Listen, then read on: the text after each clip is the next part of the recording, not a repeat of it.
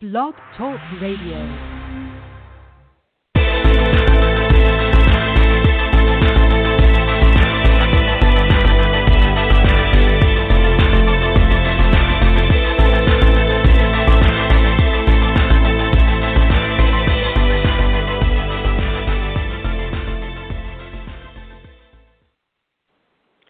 Hello and welcome to Virtues of Peace.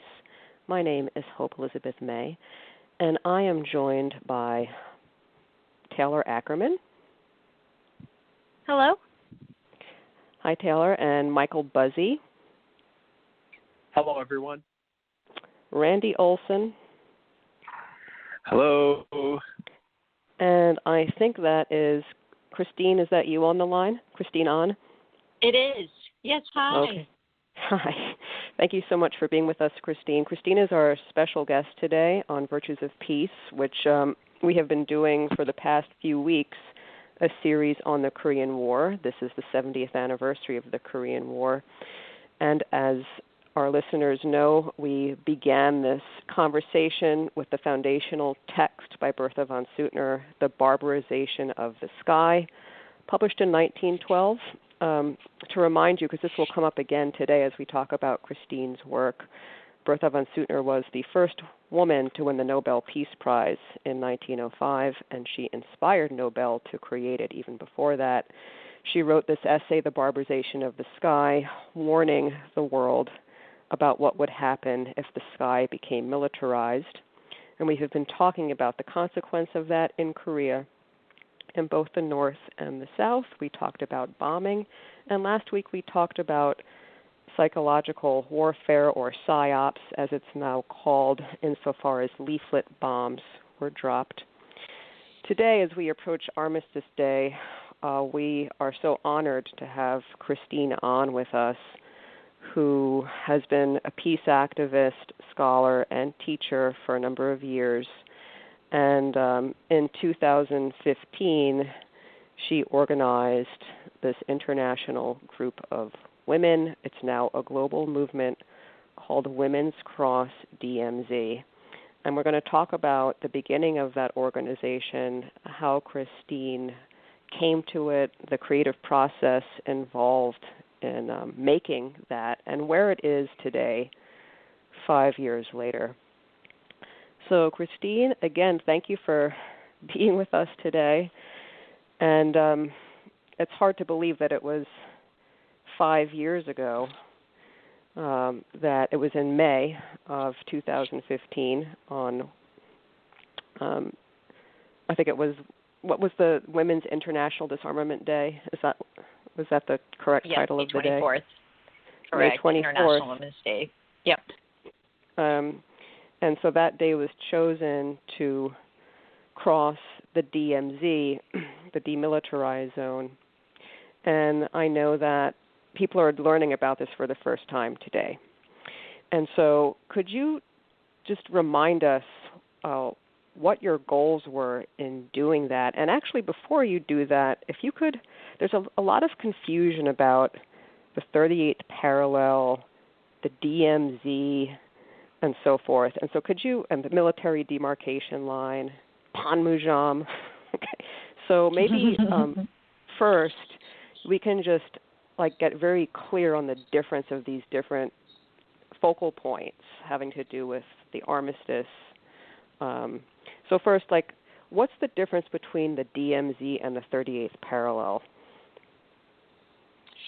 So the 38th parallel was drawn in 1945 at the end of World War II, when the United States became victors in the Pacific War against Japan. Korea had been colonized by Japan for 35 years. In fact, my parents had lived through that Japanese occupation, and it was a brutal occupation. They could not speak Korean. They had to take Japanese names. Any newspapers or publications in Korean was banned. And of course, my grandparents' labor, at least a heavy tax was levied on them. So that was the experience of Koreans during Japanese occupation. And at the end of the war, the U.S. and the Soviet Union, it was the beginning of the Cold War. And so the Americans were fearful that the Soviets would further progress down the Korean Peninsula and that it would turn into, a communist country. And so the U.S. Quickly, it was Harry Truman at the time, swiftly called on two young Defense Department officials. I don't know if it was called Defense Department then, but they then tore a page from the National Geographic and drew a line across the 38th parallel. And that is essentially how the Korean Peninsula became divided at that line. And then from 45 to 48, you had a military occupation, the Soviet Union in the north.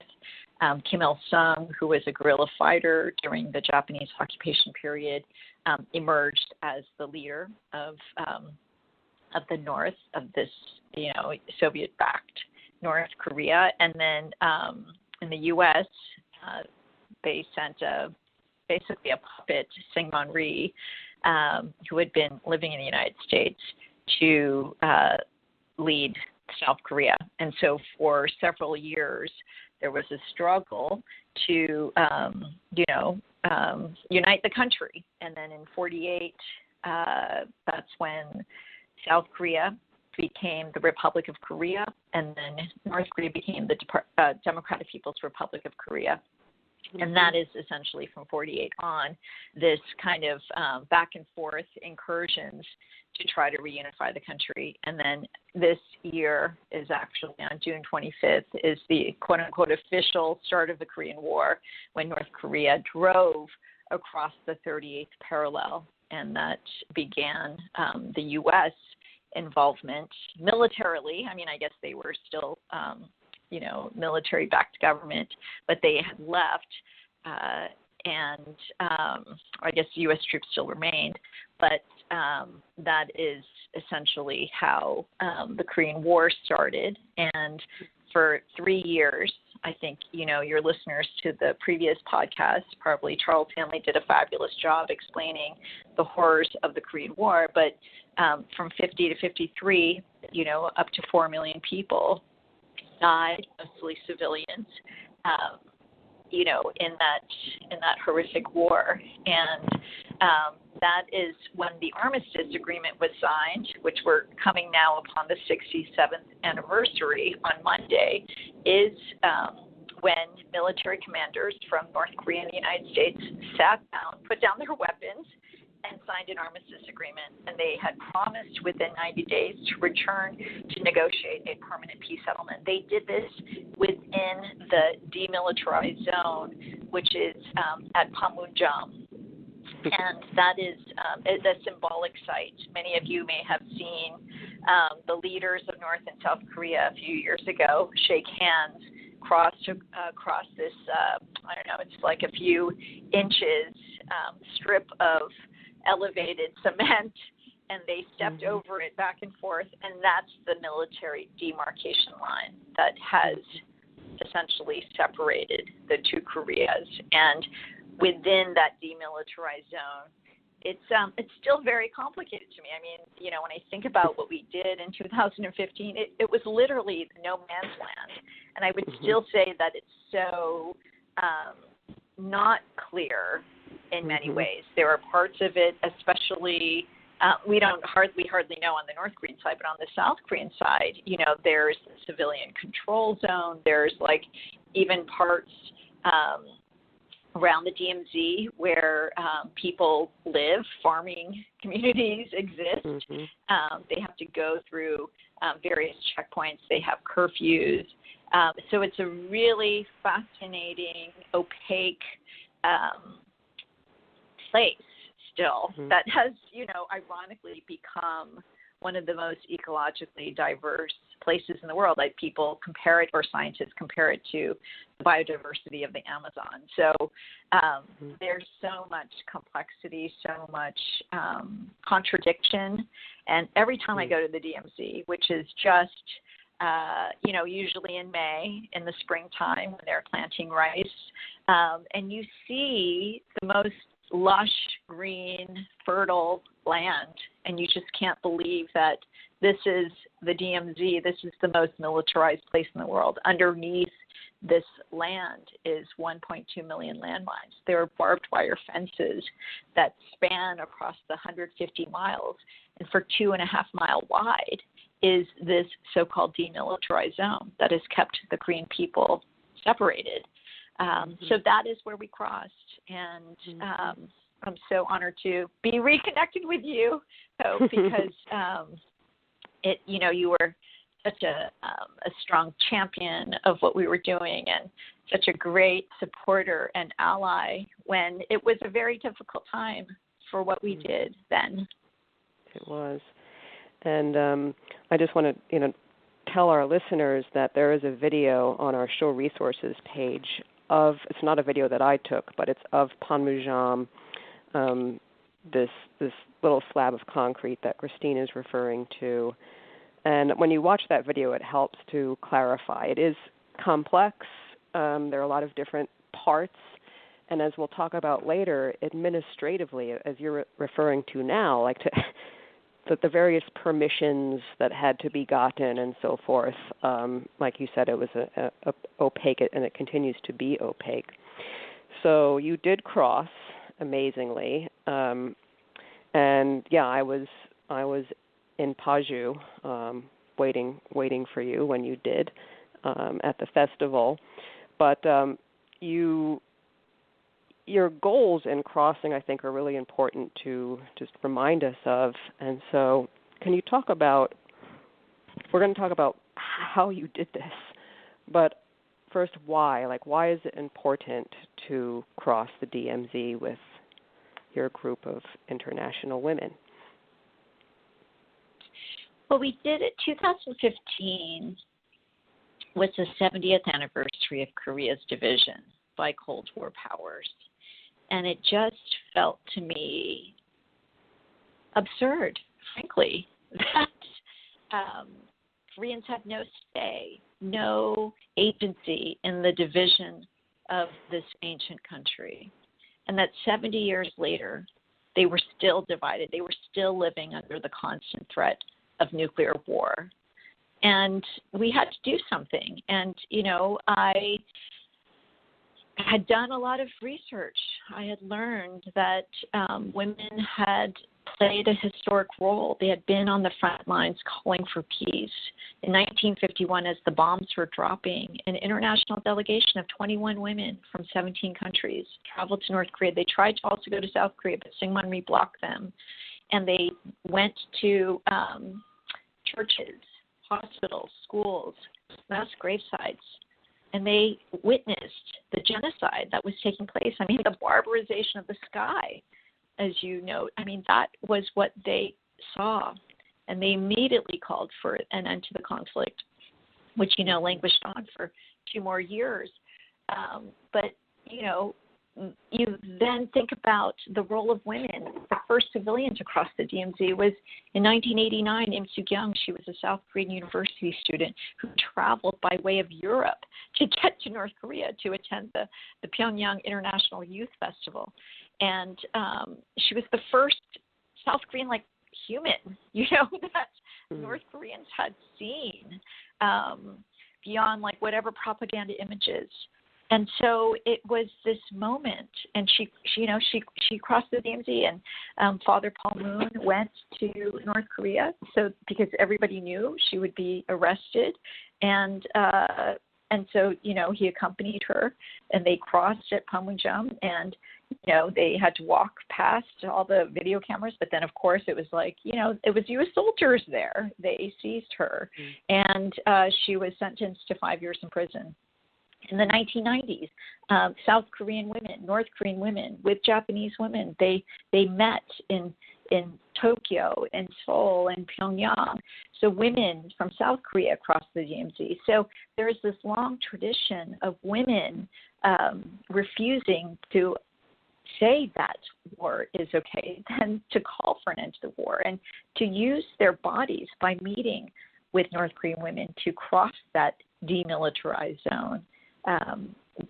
Women just have been the pioneers. And so it just felt right and necessary that we do something. We do a symbolic act with our bodies that we want to be done at the political level. And so we organized this historic crossing. Our goals were to call for an end to the Korean War with a peace agreement.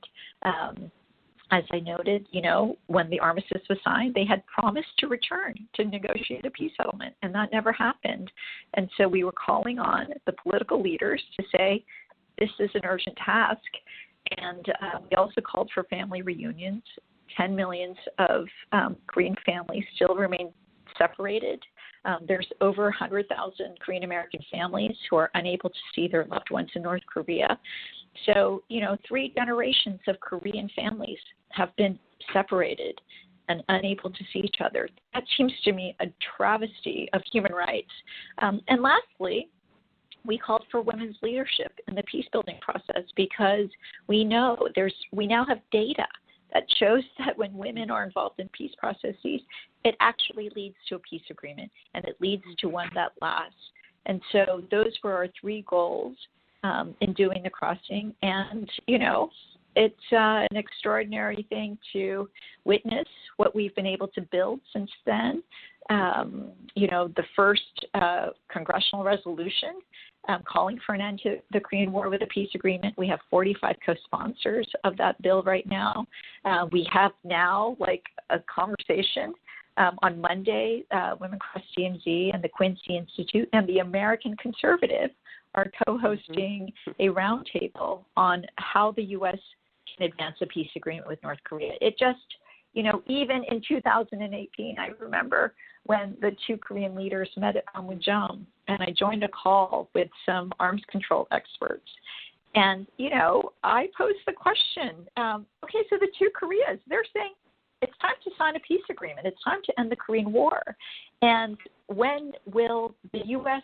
arms control and the peace community get in line with what the Korean people want and call for an end to the Korean War with a peace agreement? And it just, I think for 30 plus years, the kind of Washington think tank, the blob, the military industrial complex has so framed the issue of the conflict with North Korea just in this singular narrow focus on denuclearization without even recognizing that it was the U.S. that violated the armistice and introduced nuclear weapons into South Korea and had them from the 50s up until George Bush Sr.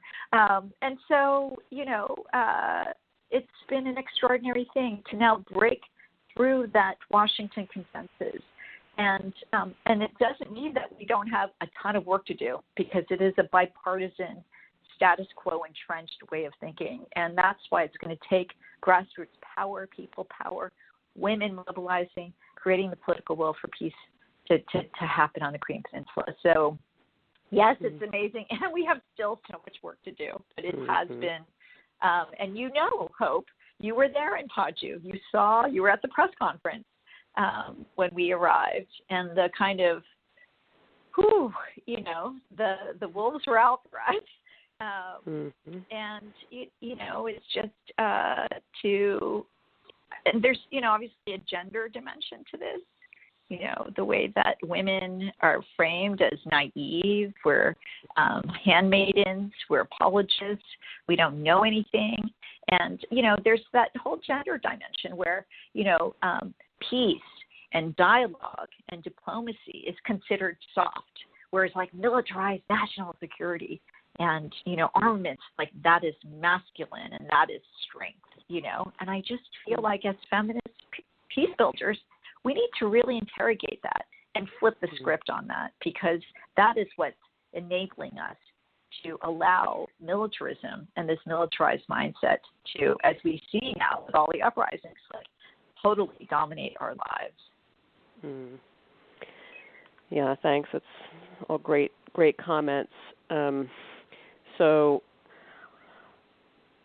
before I play a clip, which it's about a 7-minute clip, I want to just open it up to our other hosts and see if anybody has a follow-up question or point for Christine. I would like to open a small can of worms because when I was first learning about Women Cross DMZ, one of the things that shocked me was that as you entered South Korea, there were protesters. And I was completely confused that people would be protesting this situation. So could you speak to that as to like what was some of the resistance you faced, and as this was all taking place? It's a great and a fair question, absolutely. And to be honest with you, I was a little stunned myself.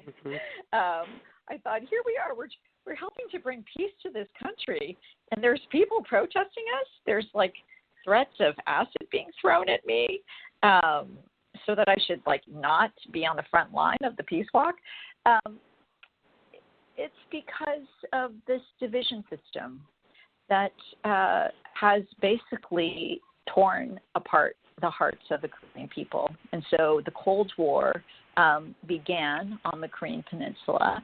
And so, this the kind of propaganda that has been used by both sides, North Koreans against South Koreans and South Koreans against North Koreans. And so in South Korea, South Koreans say they have there's the division of the Korean Peninsula, but they have their own division within South Korea. And so anybody that has been a proponent of peace or reunification has been, because of this division, cast as somebody that is pro-North Korean, when in fact they may be completely opposed to the communist system or the way that North Korea governs its society, but still believe that it's important to engage to come to a peaceful resolution and peaceful coexistence. That is how the Cold War has languished on in South Korea. And that has a lot to do with, I don't know if you guys covered it in your previous podcast, but a lot of propaganda warfare that was used, that was, promoted by the United States.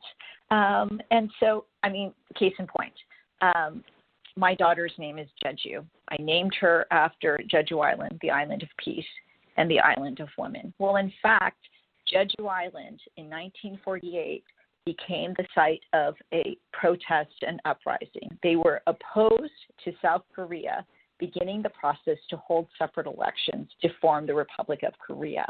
And so these Jeju Islanders, mostly farmers, island people, are very into sovereignty, and they did not want Korea to, had been divided for 3 years, to continue to be divided. So ordinary people went out to the streets to protest that South Korea would hold separate elections.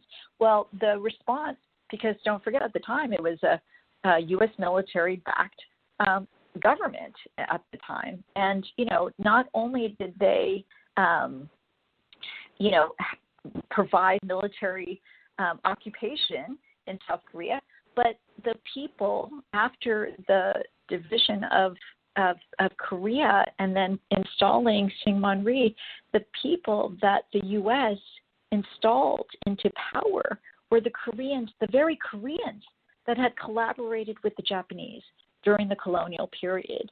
And so they were the police, they were the politicians, they were the people that basically ran the show. And so they basically quashed this political uprising on Jeju Island in 1948.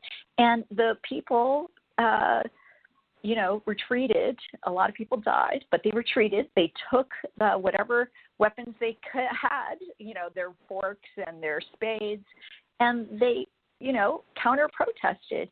And then there was an order by, with the U.S. military to basically unleash a scorched earth campaign. And so these people, they had to come forward if they were involved in the protest. And of course they didn't. They went and they retreated into the center of the island. And that is when the U.S., with the Korean collaborators, Japanese collaborators at the time that were in power, waged this scorched earth campaign. And 85,000 people, according to Bruce Cummings, were killed in that Jeju massacre on April 3rd, 1948. And so, if you go back and look at the documents, it was the U.S. with the South Korean government at the time that said, let's call these people that are protesting communists. Let's call them people that are North Korean sympathizers or connected with the North Korean government. And so that is basically under the national security law in South Korea, that kind of framework has been used to both silence people that may have experienced that massacre, for example, on Jeju Island. People, families who experienced that held that trauma of being massacred, their relatives dying in caves, tortured, because they would be considered pro-North Korean. And when it had nothing to do with North Korea, they were just protesting the division of Korea and the separate elections. And so you can imagine that is that mentality. Like my family, you can imagine when I first was saying, I'm going to North Korea. This was during the Axis of Evil, when we were truly afraid that the Bush administration would go to war with North Korea. I went to North Korea in 2004. That is the mindset that my family said, oh my God, please do not do that. We're going to be considered Jongbuk, pro-North Korean. And, I just think about Koreans in South Korea, Korean Americans who have been willing to, basically say, that is not okay. We are not going to be silenced. And this war has languished on for too long, and we refuse, and we don't care if we're going to be labeled as such, because we believe in principle that we must come to peace. But that is basically why this division system has languished on. There is a national security law in South Korea that says anybody that does any engagement with North Korea without government consent is basically subject to be fined or imprisoned. And so the people that were protesting us were in large part defectors, but they were also some guy named Lawrence Peck who cast himself as an expert on Korean American activists. And he was in South Korea with the defectors. We heard that one of our partners in South Korea received an email from one of the defectors that showed that they were being offered payment to come to the protest, $50. And so, we know that a lot of them were there because they were being paid. We know a lot of them were there because, they genuinely believe in the regime collapse. They want that in North Korea, based on their life experience there. So, there's multiple reasons, but I would say that, a lot of it was trumped up.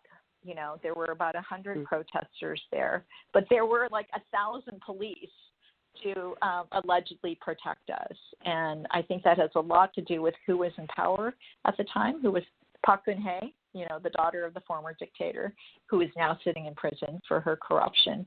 And so, still very complicated. And one day, hopefully, we'll be able to see some, National Intelligence Service files or CIA files, like, really what was truly happening behind the scenes between the U.S. and the ROK to kind of create this political climate against us. Yeah, so Well, thank you. God, this is like a therapy session. But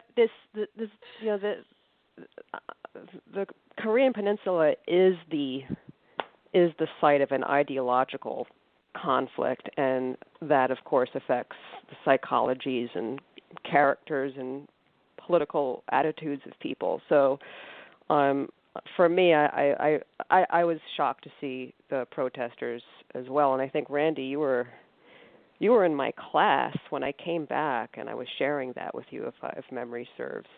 But yeah, you were shell shocked. Yeah, I did see, like Caucasian men with around, like with signs and with around others, and I thought, who are these Caucasian men? CIA? I know. Right. So anyway, there's this pole. It's very simple. I teach ancient Greek philosophy, and it's very simple to paint people with a good and evil brush, and it's very, very dangerous as well. And Socrates was killed. He was charged with corrupting the youth. I'll just leave it at that. That there's this tendency that all human beings have to simplify things and then paint people as an enemy, and because that's a short, you don't have to think when you do that. But yes, let's play this clip. This clip is of Christine. I think it was 2016. You were here at Central Michigan University in Mount Pleasant, Michigan, talking about this, what you did in 2015. And in that talk, you refer to you're really talking about the creative process here. So I'm going to play this clip. It's about 7 minutes long, and I'm going to ask you to talk about it. So here's the clip. So I've been a peace activist for quite a long time on Korea. And in 2009, I woke up in the middle of the night. And what do you guys usually do when you wake up in the middle of the night?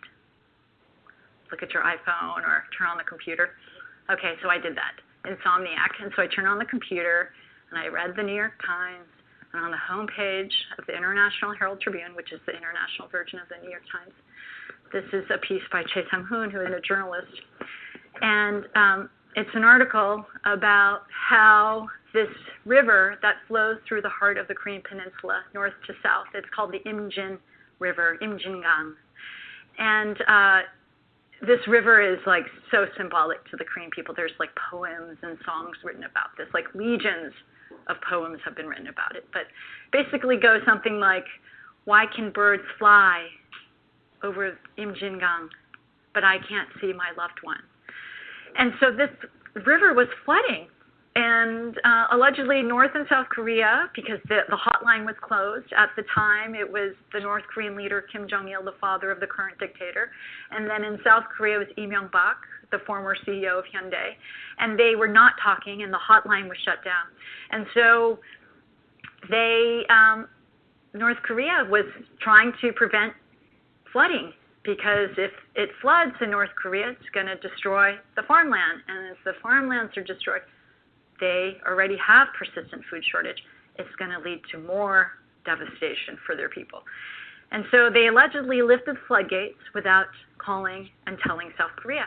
And the result was it flooded and killed several people, including an 8-year-old boy and his father, who were fishing in the early dawn. And I remember reading this and thinking, how tragic. What a waste of life, that they can't just pick up the phone and call the other and say, we need to lift the floodgates so that we can save our farmland. And the result was people dying. And I just thought, that is just so ridiculous. So I went to sleep, kind of angry, pissed off. And then I had this dream. And this dream, I'm wading in the river. And it's about chest high, and it's before the break of dawn, so it's still dark. And I'm situated in the south, and I think it's because I was born in Seoul in South Korea. And we were looking up the river. We were wondering, are they going to come? Are they going to come? And just as the sun is coming over the horizon, there is a glow of light, and it starts flowing down the river. And that light then morphs into the most beautiful family reunifications, where you see the elders embracing each other. And have you ever seen that on TV? It's just like you can't help but cry. I mean, I don't know. I'm Korean, so I have this special thing for it, but it's just, I think it cuts across humanity. You can't help but cry and not feel for these elders who are in their 60s, 70s, and 80s, who have not seen their siblings or their children for like 63 years. It's just so tragic. And so here we're witnessing this beautiful thing. But I don't know if it's because I'm like part of the Korean diaspora, I want to go up the river. I want to see, where did that source of the light come from? So I keep wading up the river. I bypass this amazing scene. And what do I get to? I get to a circle of women. And they're stirring something, some thick black liquid. And it's like, wow, what is this? And they're pouring whatever is in the kettle into the little vessels that then become the light that flows down the river. And I woke up and I said to my husband, I know who will end the Korean War. Women will end the Korean War. And of course, he looked at me like I was kind of crazy. And I said, yeah, that's true. Like, how are we going to end the Korean War? Well, I have to tell you, I know that Lema Gaboe, I think that this film was screened here. It's called Pray the Devil Back to Hell. And it's about Liberian women who mobilized across religious lines. The Muslims and the Christian women of Liberia, they mobilized. And with direct action, they stopped the Liberian Civil War. And I was working at the Global Fund for Women in San Francisco at the time, and I had just seen this film. And I'm sure this film planted a seed in my brain that led to my dream. So several years later, I think it was in 2012, I went to the University of Michigan here in Ann Arbor because the Center for the Education of Women invited me for a visiting scholarship. And I did some research, and I found, so this is in the MAC building in Panmunjom, where the Armistice Agreement was signed. And the first meeting of North and South Korean women took place in 1991. So imagine, the Korean War ended in 1953, and almost 40 years later, the first meeting of North and South Korean women. And who brought them together? A Japanese woman, a member of parliament, who heard a South Korean activist say at a Northeast Asia disarmament conference, if we want to end the arms race in Northeast Asia, we have to end the Korean War. And so she organized the first meeting, and they had subsequent meetings. And that's when I said, okay, in times of political impasse, we, the international community, have a role to play to bring peace to the Korean Peninsula. And so the idea for the Peace Walk, it came when 5 zany Kiwis rode their motorbikes from the border of China all the way down and crossed the DMZ. And I saw that and I thought, what? That is so kooky. Well, if they can do it, international women walking for peace certainly can do it. So I contacted them. Tell me, how did you do this? And they wrote me right back, and I basically followed their blueprint. And the first person I contacted was my friend Gloria Steinem. And most people say, your friend Gloria Steinem? Well, it's amazing, but we became friends like years ago around the Jeju Island struggle, because she had visited Jeju Island, and she says it's the most beautiful place in the world. And so we became friends, and I wrote an email to Gloria, and I said, if we could walk across the DMZ, an international group of women calling for peace, would you join us? And I think it was like 3 minutes. She wrote me right back, and she said, I was in high school during the Korean War. I lost several classmates in that war. And if I can do my small part to bring some healing and closure to that war, I will. So Gloria Steinem, and I love this quote from her, dreaming, after all, is a form of planning. So I set off to work right away. I love that. So, yeah, I think that was in 2016. And that clip, I think, really includes so many of these other ingredients that went into your creative process. And these other people who preceded you, the women that you read about when you were at the University of Michigan, Lema Bowie's work, the New Zealanders who crossed. And I just wanted you to talk some more about the process of how you came to this, and perhaps maybe some other things that you didn't mention in 2016. And so, can you talk about that? And you've mentioned earlier how in 1951 you had this international delegation of women going to the north, and there's been these efforts of other women But could you just talk more about those earlier efforts and this process involved in this idea that you had? Gosh, I love the way that you frame it, which is, this is a recipe with lots of ingredients, and I think that's absolutely right. It was very organic, and I think there's something about, I don't want to make it a gender thing, but I think that, the process of us deciding that we're going to do this and then kind of using all of our resources, it's kind of the way I think women work. Like who knows who, and obviously Gloria was our MVP. She has quite the Rolodex. But it was really interesting. We had somebody like Gay Dillingham. She's a filmmaker. She worked for Bill Richardson. So when we were writing to the UN command, which was really the U.S. forces in Korea, to get approval to cross the DMZ, because basically when we contacted the Kiwis about their blueprint, they gave us the contact of the liaison person, and but we had to be really political, and that's where I think we were extraordinarily savvy, and that's what really got us across the DMZ. It was incredible political savviness by the women that used their collective resources, their networks, and our best thinking that was very consensus based the whole way. It was I think my experience being the youngest of 10 children, 9 girls and 1 boy, trained me to work with a lot of women with lots of different opposing views. By no means were we all aligned across the political spectrum. We had somebody like Erika Gufada Rosas, who's the America's director for Amnesty International. You can imagine Amnesty's position on North Korea and human rights. So we had a lot of compromising that we had to do within ourselves. We had to do it with the various North Korean governments, who had to then negotiate with the Korean People's Army. We had the South Korean women and all the kind of internal political crises and the political and professional risks they took by working with us.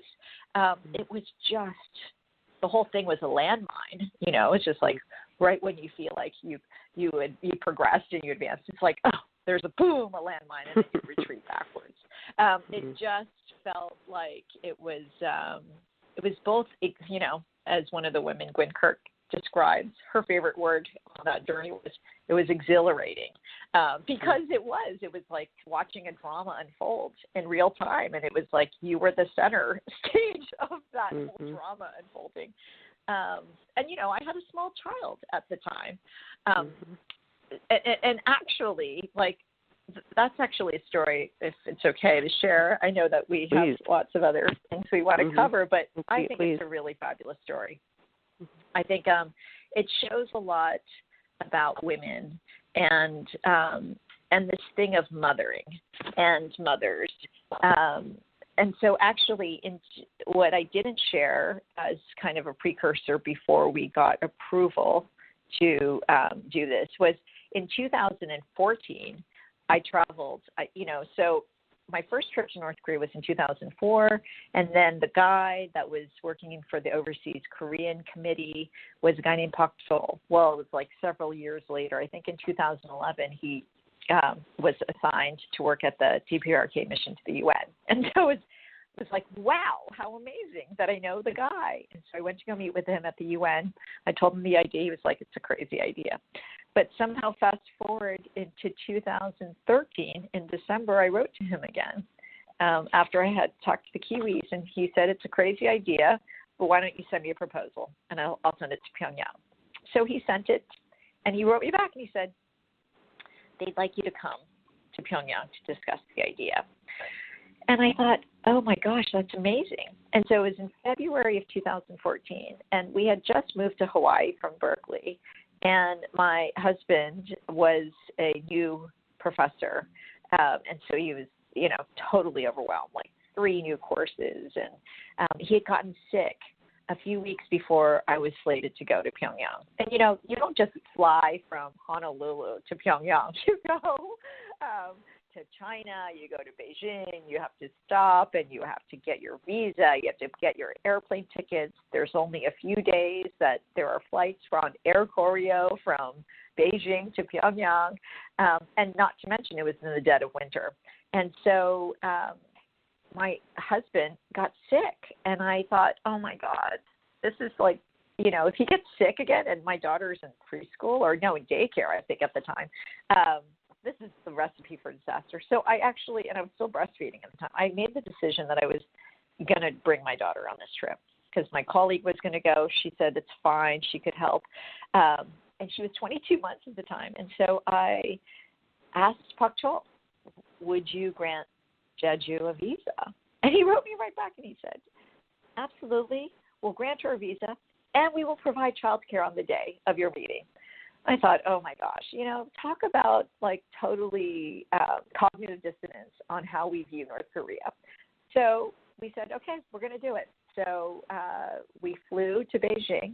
And of course, the day that we arrived there is the day that the authorities issue a warning to not allow children to play outside because the pollution is so bad and the smog is so bad.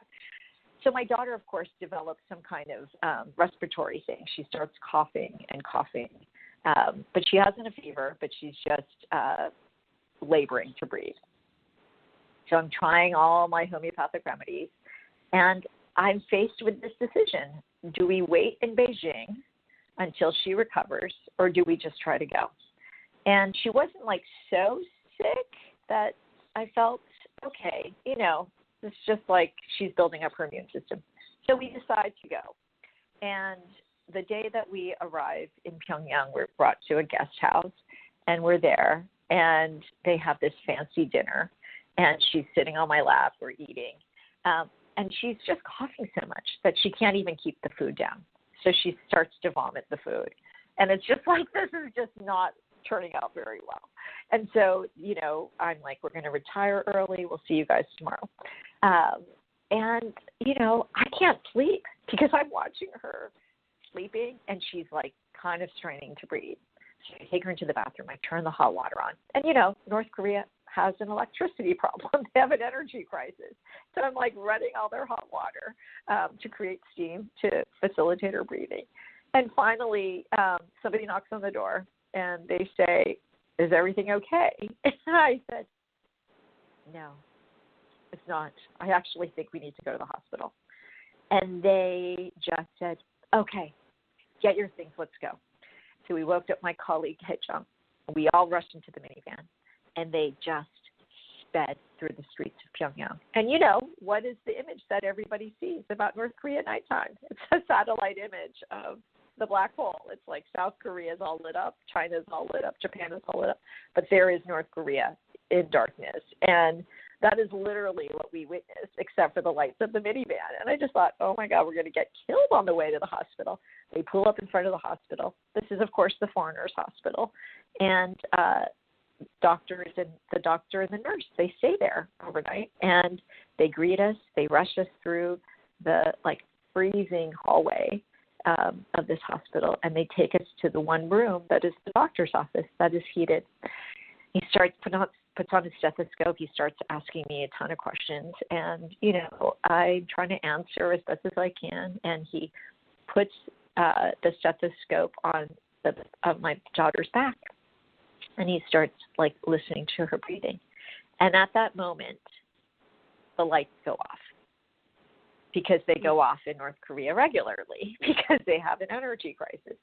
And in that moment, I just remember I was just bawling. I was just bawling because I just thought, oh, my God, I'm going to kill my daughter for peace in Korea. And why do the people have to live like this?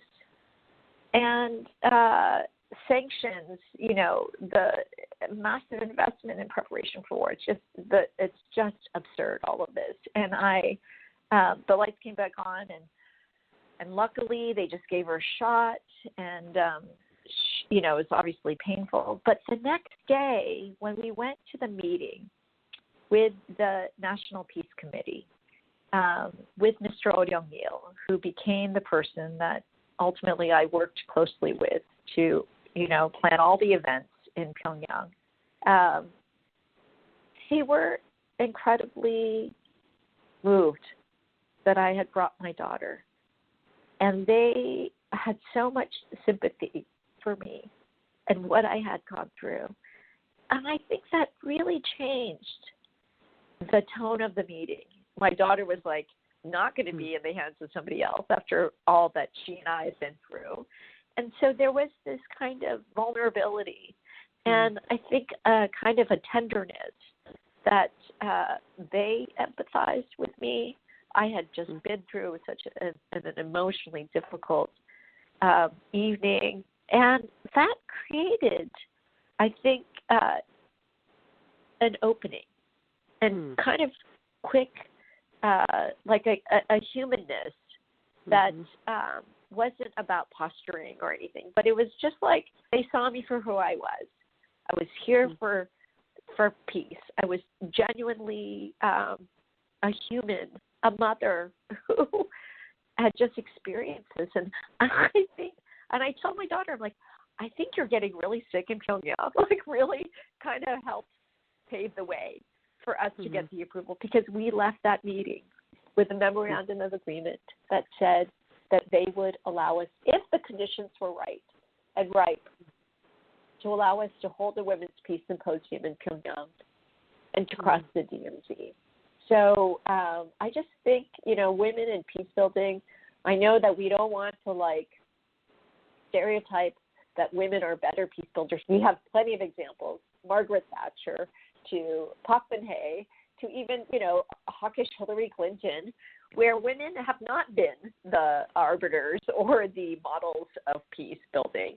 But there is something about women peace builders whose principles and commitment to peace building is there, and creating the political will and the conditions to force the officials to negotiate a peace agreement. But it's also the studies that show about women in peace building show that it's actually a very interesting linkage that has taken place in a lot of conflicts in Colombia and the Philippines. And what we're hoping to see with Korea is that there are women negotiators, but then there's the women's peace movement. And somehow when there's a channel that has been established between the women negotiators and the women's civil society peace movement, that there's some powerful synergy that takes place that really catapults the peace process towards the conclusion of a peace agreement. So, it's kind of exciting because our partners in South Korea, the Korean Women's Movement for Peace, they, President Moon, to appoint the first minister of gender equality, whose mandate includes women, peace, and security. And if we look at, they're far and few between, but you have Foreign Minister Kang Kyung-hwa in South Korea. You have Madam Chae Son-hee, the North Korean foreign minister, and, of course, Kim Yo-jong, Kim Jong-un's sister. We don't have a U.S. counterpart. The highest level official in the Trump administration is Allison Hooker from the National Security Council. So we're trying to build bridges with people in the Trump administration, because that's what women do. We are willing to cross those lines, whether they're national, ethnic, religious, or ideological, because we believe that peace is the only solution to resolving conflict. Thanks. That's great.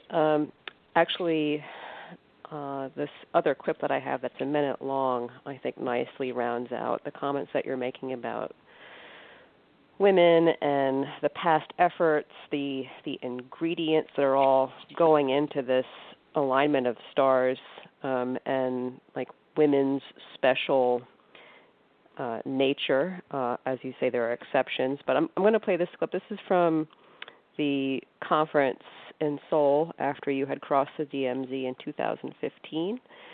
And this is Lema Bowie talking about the importance of past efforts.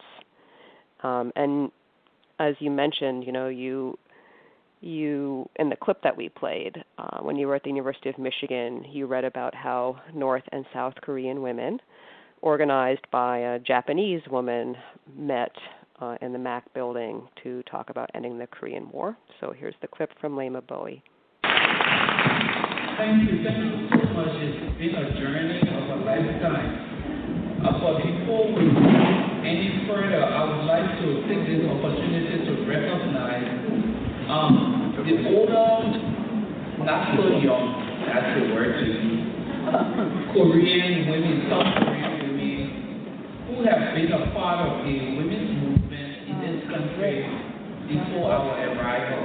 I want to recognize you because, and those who are not here and those who are here, because I believe that the steps that you all took years ago to uniting women of North and South is just a follow-up work that we did over the last few days.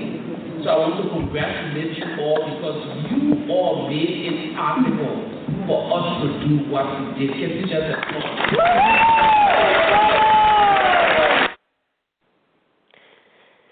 Right. So we have about 30 minutes left, and I just want to get in. We talked about earlier in the show this difference between the DMZ, Panmunjom, 38th parallel, the military demarcation line. And this connects to the administrative difficulties in crossing the DMZ. And you had to get not only the North and South Korean governments to agree to this crossing, but also UN command. And so can you talk about the role of, because I think a lot of people are not aware of the relationship between the UN command and the U.S. forces in Korea. Can you talk about the UN command at Panmunjom and how, like, the administrative complexities unfolded as we tried to involve the UN command? Well, the UN command is kind of a ruse, and I think that it's not the United Nations. We think UN and you think it's the United Nations, but it's not the United Nations. And I think it was Boutros Ghali in the 1990s that said, this is not the United Nations. This is like a voluntary coalition of the willing of countries. Yes, the United States did go to the UN Security Council, but this is not a United Nations peacekeeping force. This is basically a U.S.-led command in Korea, and the head, the UN commander, is an American, and the head I think it's General Abrams, who is the head of the U.S. forces in Korea, the commander. So we had to get approval from the North, who had to get approval from the Korean People's Army.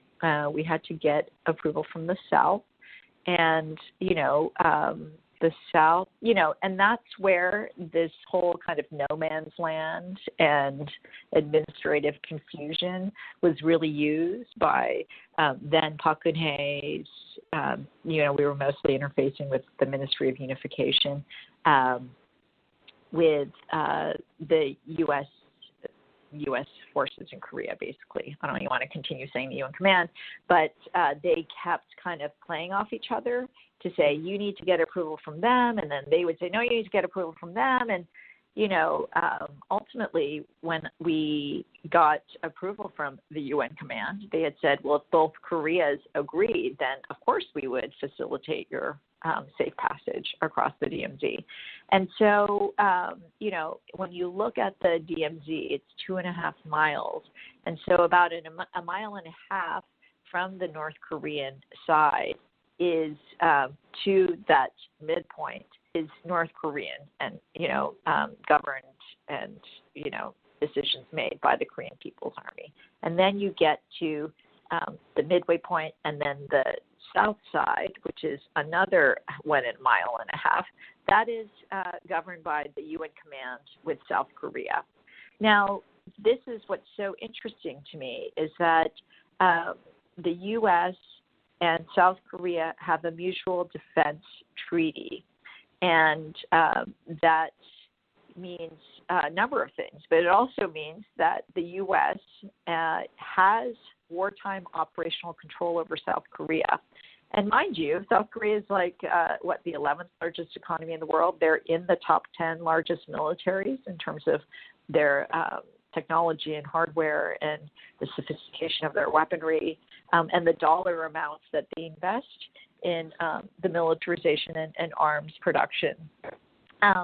So you have the 10th largest and most powerful military in the world, and it's under the U.S. in wartime. And so it's very complicated in so many ways. And so at that time, we had to we were being jockeyed by, to be honest with you, it was like the North Koreans were the most easy. They were just like, okay, we're going to allow you to do this. But at the time, we wanted to cross at Panmunjom, which is that military armistice commission site. It's where the three the blue buildings, the military armistice commission buildings. And that's where we wanted to cross that slab of concrete. And they wouldn't allow us to do it. North Koreans said they would if the South Koreans agree. And the South Koreans came back and said, no, we won't allow you to do it, but we'll allow you to cross at Kaesong. We'll allow you to cross on the Gyeonggi Highway, which is like so wild to me that then Kaesong was still open. That was where thousands of South Korean, companies or, people would travel daily to Kaesong in the north on that Gyeonggi road. And now, as we saw recently, the North Koreans blew up the liaison building that was established in 2018 between the two Koreas amidst the historic peace process. So it was kind of like, it felt to me like they felt pressured. They were, here it was like the North Koreans, the repressive regime was allowing these international women to cross the DMZ. Meanwhile, the open, democratic, free South Korea was not going to let them. So we had basically politically cornered them so that they had no choice. And that was where they had agency, which was we're not letting you cross at Panmunjom. We're going to make you go across the Gyeonggi Highway. And so we tried. We were doing everything that we could, Gloria Steinem was emailing Samantha Powers of the UN, she was the U.S. ambassador to the UN, and we got out, we were trying to negotiate. So we had Colonel Ann Wright, a retired U.S. Army colonel, tried to negotiate with, and of course it was an American guy. It wasn't a South Korean guy. Yes, there was a South Korean soldier standing next to the American guy, but it was we were dealing with an American government official. And so, they basically said, you're not walking anywhere in the DMZ. We're basically busting you across, and that's it. And so that's what happened. It was 2 miles is not a very long bus ride. And so when we got to South Korea, and that clip that you heard, Lamer, it was at the Torasan bus station where, over 200 journalists were there to hound us on our experience in North Korea. And but we had done it. And it was an extraordinary thing that at a moment when the two Koreas were not communicating at all, that we were able to get all sides to agree. And yes, it was probably the toughest day of my life and the longest day in her life, Gloria Steinem says, and she was 80 at the time.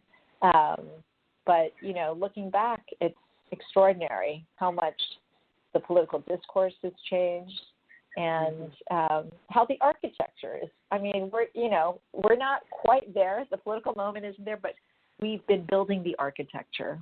And that's what excites me about what's possible for finally concluding the Korean War. Thanks. Any of the co-hosts have a follow-up question or comment? Not yet. Okay. Hopefully I'm not putting you guys to sleep. We're transfixed. So the present like you say, like where we are now, it's amazing to look back 5 years ago. And you've mentioned the House Resolution 152, this work that you're doing domestically with Women's Cross DMZ, but also you have met with the Special Rapporteur for the UN Human Rights Commission. Can you talk about that meeting and anything that has arisen because of that meeting with the Special Rapporteur? Well, so you remember, Hope, I mean, one of the charges against us was that we did not care for human rights, that we did not care about the human rights of North Koreans. Otherwise, we wouldn't meet them. I mean, that was such a dominant narrative. I still remember, like, being tricked to go on the Wolf Blitzer show, and they, like, started the segment. They had interviewed me for, like, 15 minutes, and then they, like, took a very short segment of that interview.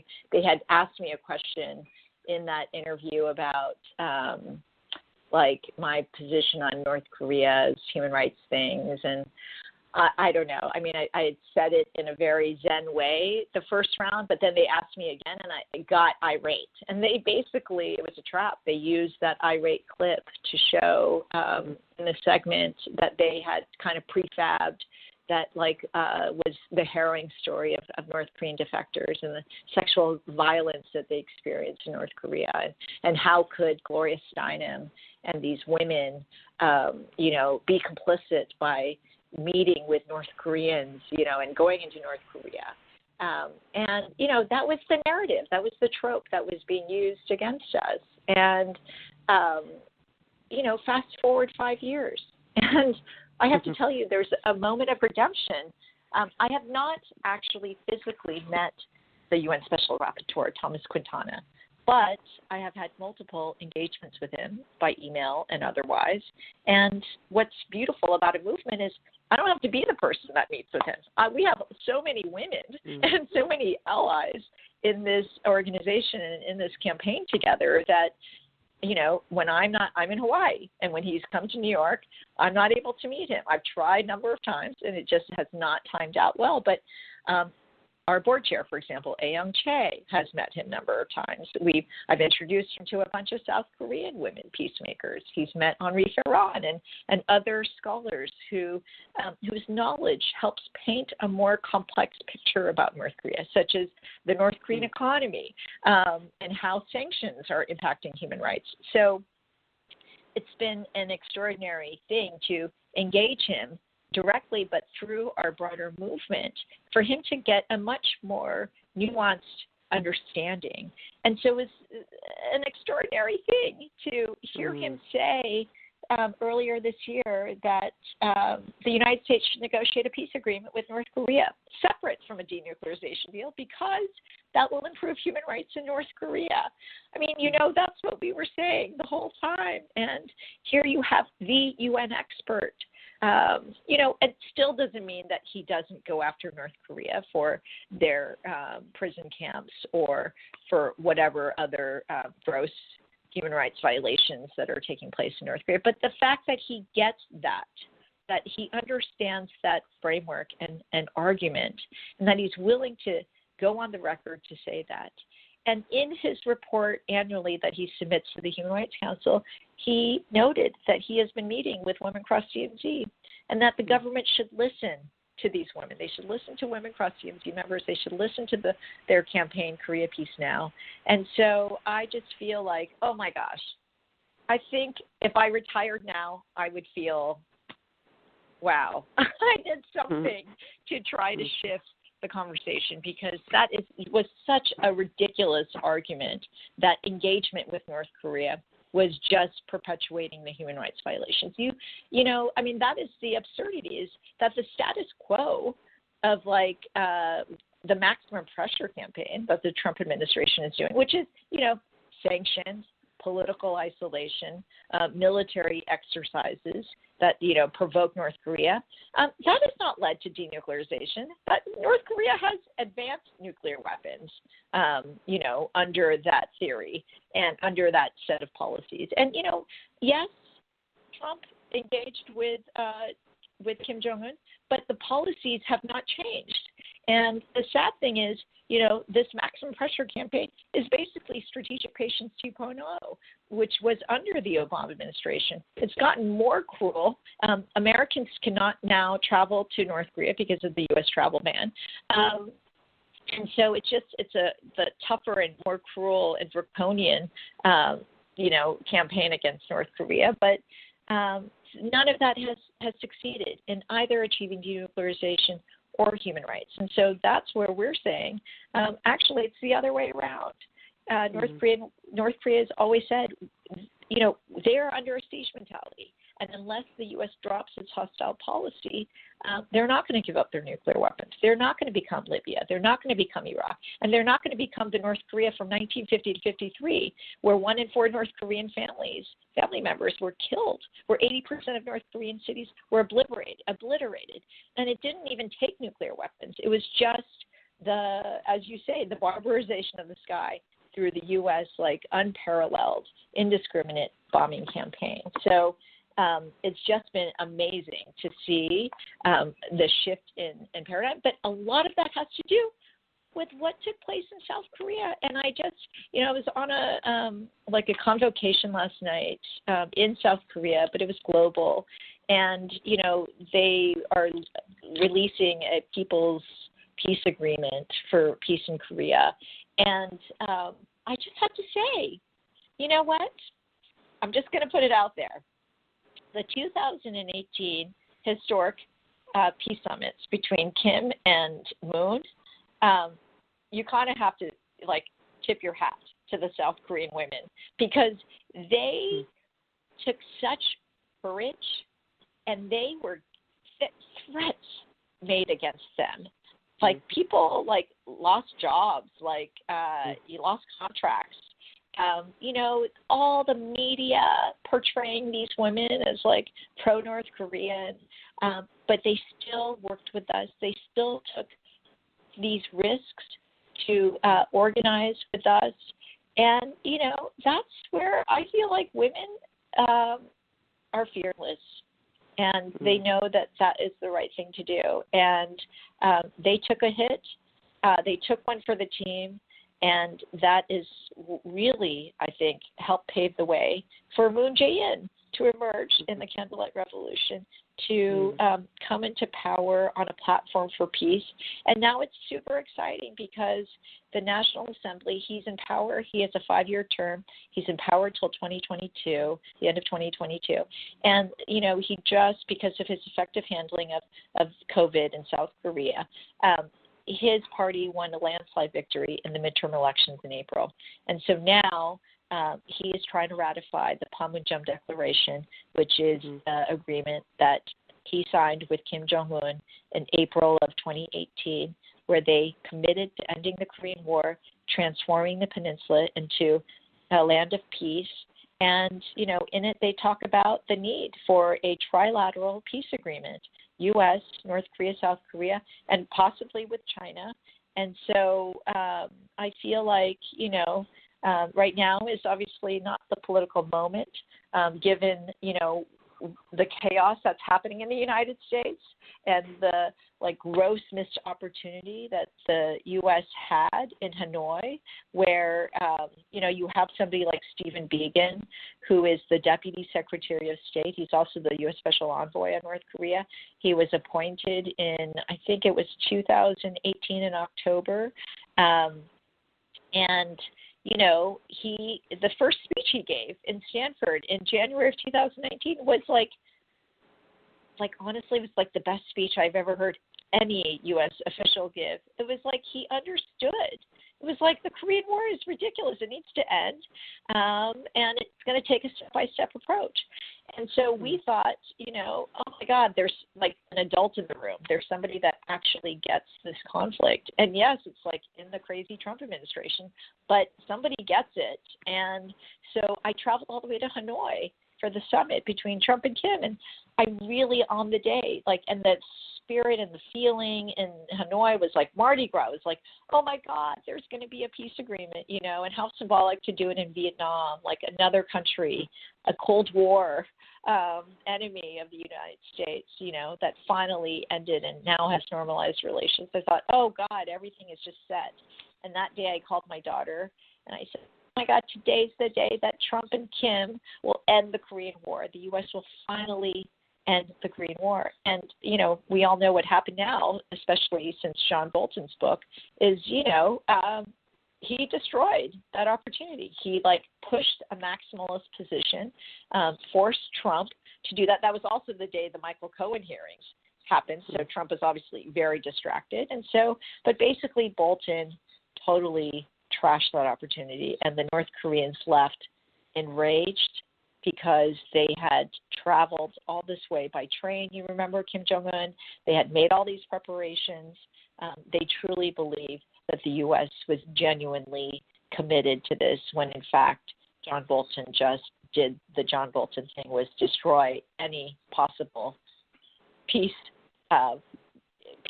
declaration or anything that would lead to ending the Korean War. I mean, that guy is just renowned for doing that. He did that with that the Clinton administration negotiated. I mean, his fingerprints are on every deal that just collapsed that the U.S. negotiated. So, yeah, that's what happened. And unfortunately, Stephen Biegun has not been able to,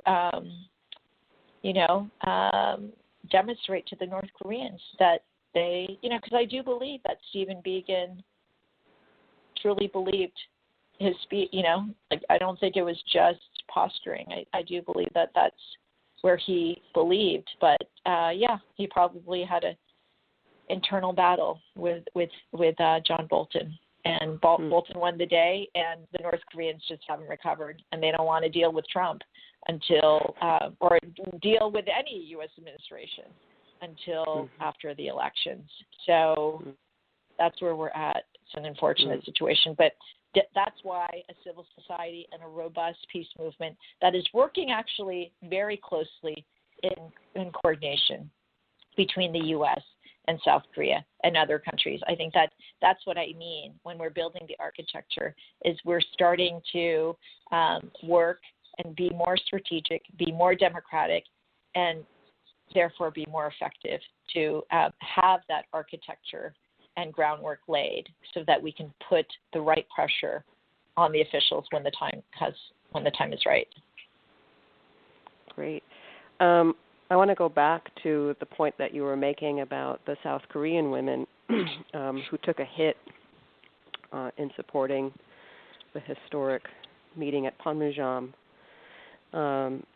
And I know that Taylor, one of the other hosts, has a related question. So Taylor, do you want to ask your question? Yeah, I found this so interesting, especially when you were talking about sort of the role of women in peace talks and how it inspired you, and how when you went to North Korea, you saw sort of the way women really have this role in procuring peace. And I know you named some exceptions, but I'm wondering if you could talk kind of about feminism as a way to approach the problem of militarism, and kind of how your approach to sort of feminist ideas and using sort of women's movements can kind of change the spirit of society in that way? That's a great question. I mean, I think that, just from the very, foundational, women make up half the population. Women are disproportionately impacted by war and conflict, I mean, yes, everybody's a casualty to bombs, but in war, women experience militarized, sexual violence, most of the men are the ones armed. They're the soldiers. And women are basically vulnerable victims of sexual violence because there is the chaos of war. And so women are disproportionately impacted, but then women are also the ones that, also help repair and rebuild, ensure that the basic needs are met, that try to restore humanity and dignity and take care of everybody in the family and the community. So we do a lot of emotional labor. So I'm not saying because of all those reasons women should be at the table. I'm also saying because now studies show that we have tremendous agency and power in being powerful peace builders. But I feel like that's, there's, yes, the women peace builders and all these reasons and all this international diplomacy and laws and norms, like from the Convention on the Elimination of Discrimination Against Women, Article 7 and 8, talk about women's right to be equal participants in the shaping of policies, to be voices on the international stage. There's CEDAW, then there's 10 Security Council resolutions. This is obviously the 20th anniversary of Security Council Resolution 1325, mandating that women must be involved at all levels of the peace-building process. So you have the norms, you have the data. But I feel like, it's also about a feminist way of thinking about power, about patriarchy, about power over, and that is a powerful way and framework to disrupt how gender gets played out in militarism. I think that, like I was kind of referring to it earlier, but it's like when we think about what is considered strong or a strong way to resolve a conflict, and the way the narratives that we get through mainstream media, which often include people that are retired generals or, white men, part of the national security apparatus, is that you have to be strong by having a strong military, by having, demonstrating power through B-52 bombers, missile defense systems, that you don't give anything. Security is kind of defined and shaped in a very masculine way, whereas like those that advocate diplomacy, advocate cooperation, advocate, engagement, are viewed as weak, as feminine, and that, this kind of gender binary is like, in this subconscious way, constantly fed at us, fed to us, so that we just normalize it. And so I think that as feminist peace builders, we have to raise those things, and we have to say, actually, we as half the world's population, we have a say in whether war or peace prevails, because we have the most to lose. And we are also looking at it not just in terms of nuclear weapons, which will, yes, devastate and destroy us and humanity, but there are all these other ways in which the ongoing war impacts our lives, whether it's the division of families and the separation of 3 generations of Korean families, whether it's the way that sanctions harm the day-to-day life of ordinary people. I mean, you look at sanctions that have been passed under the Trump administration, they target industries in North Korea that largely employ women. You look at, like, North Korea's banned from exporting textiles. Overnight, like 200,000 women who worked in those textile factories were out of work. So how does that add up to we're concerned about the human rights of North Korean women, yet we're so complicit in destroying the very jobs that they depend on for their livelihoods to feed their families? So it's, that's where I feel like women and feminists are looking at violence across this spectrum. And I think that's going to be increasingly incumbent upon us, feminists in the United States, is that our U.S. foreign policy has huge implications. It has huge implications for whether the U.S. maintains an aggressive posture around the world, or whether the U.S. becomes an international actor as part of a global community. And then how we do that then shapes our Pentagon budget, right? I mean, it's trillions and trillions of dollars invested in endless wars and weapons of mass destruction. And how does that impact then us at home in terms of the things that we need to have safety? And I think the pandemic has laid bare that our investments in a militarized security has not made us safe. And as we see the kind of military and this bizarre, secret police that is like, unleashing violence and kidnapping protesters in Portland. I mean, it's just like, whoa, our military and militarized violence that we wage around the world has come home to roost. And it's like high time for Americans to have a reckoning with the kind of beast that we unleashed. And that was created during the Korean War, where the military-industrial complex was born by the Korean War, where in 3 years we quadrupled Pentagon spending. And, basically the U.S. military became the world's police. And I think there's something so poetic and powerful about the two Koreas, the Korean people saying, we want an end to the Korean War. And we should, here in the United States, hear them and say, yes, we're in solidarity with you. And it's to end this war that has impacted your lives for 70 years, but it's also impacted our own security here at home.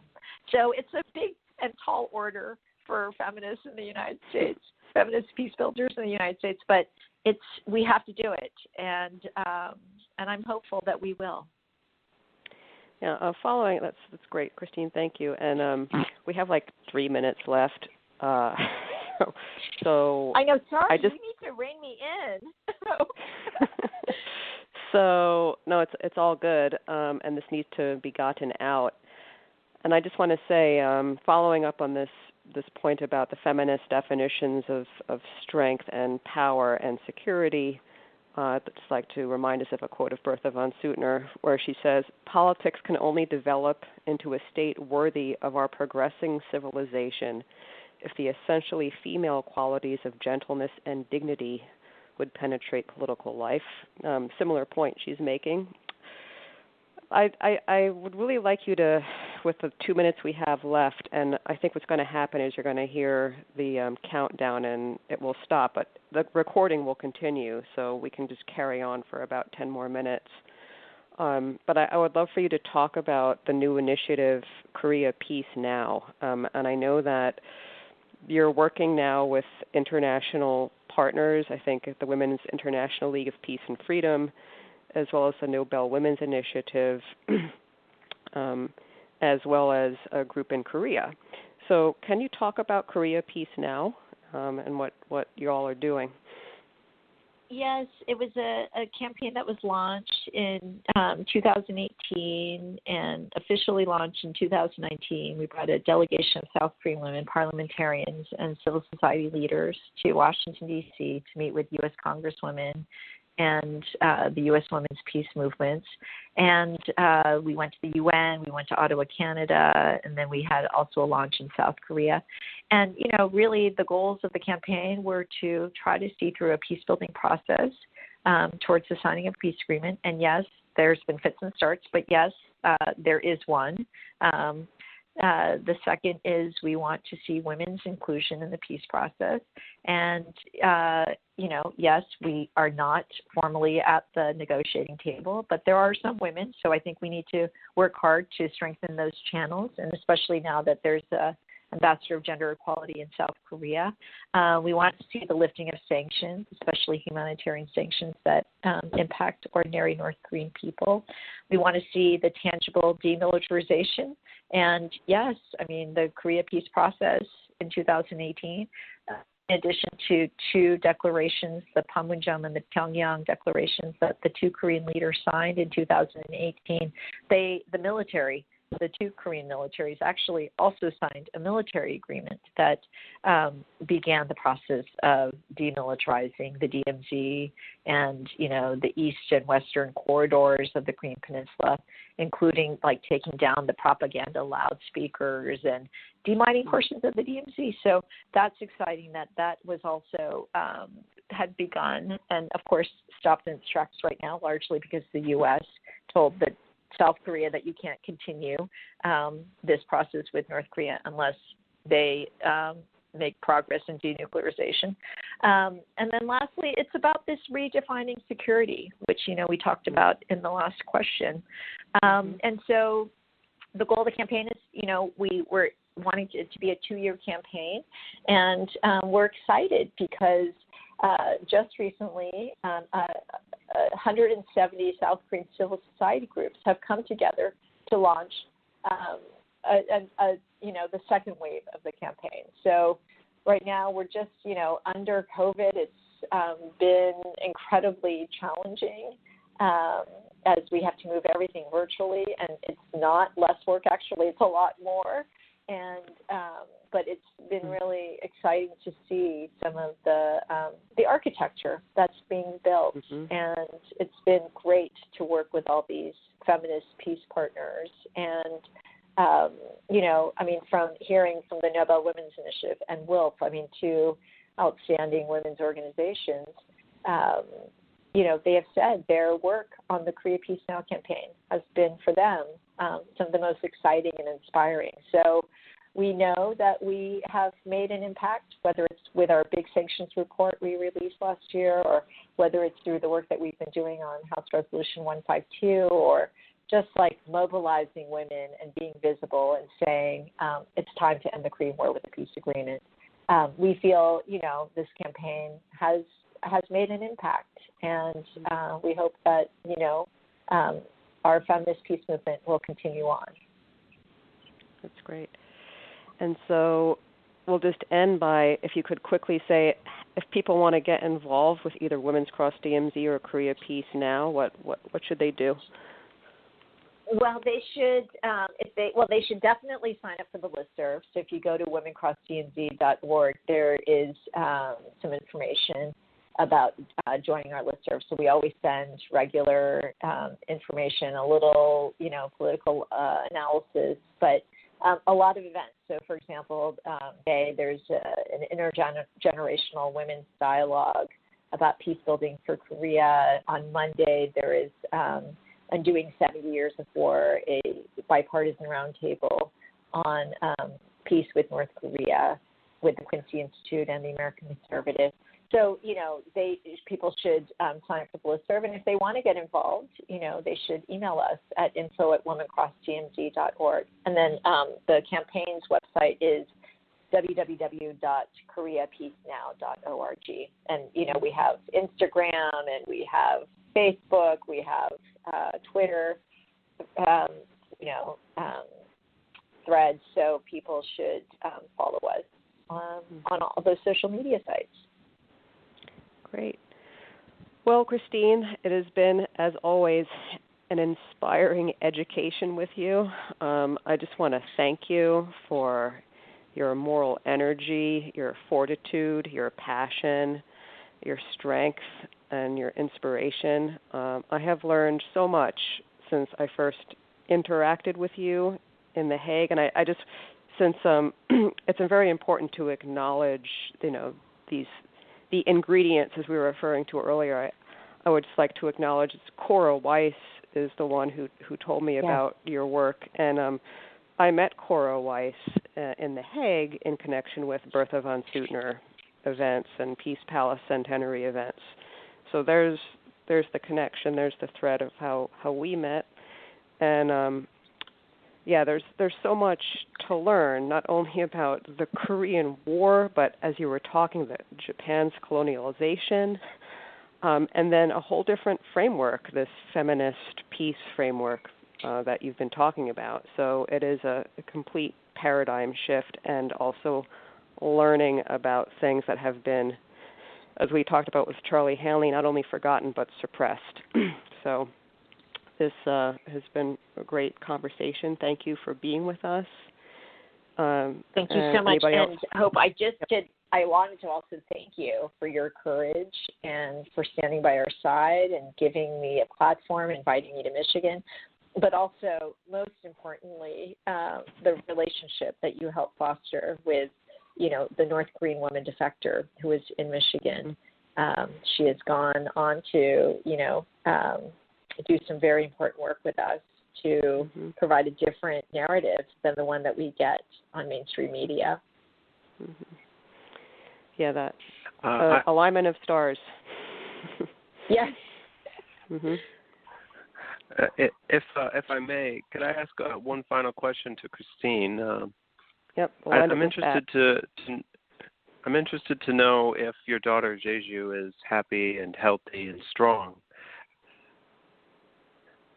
Oh, that's and so I asked, kind. Yes, she is. Yes, go ahead. Well, I ask because the narrative of her journey to Pyongyang is surprisingly illustrative to me of what the peace process actually must go through at at the individual level and at the national level, where at the last minute her papers got all sorted out, and then she went there, and her illness required the humanization of the other in order to not die. I mean, there's something so powerful about your story and about her experience of, requiring the medical assistance of people there.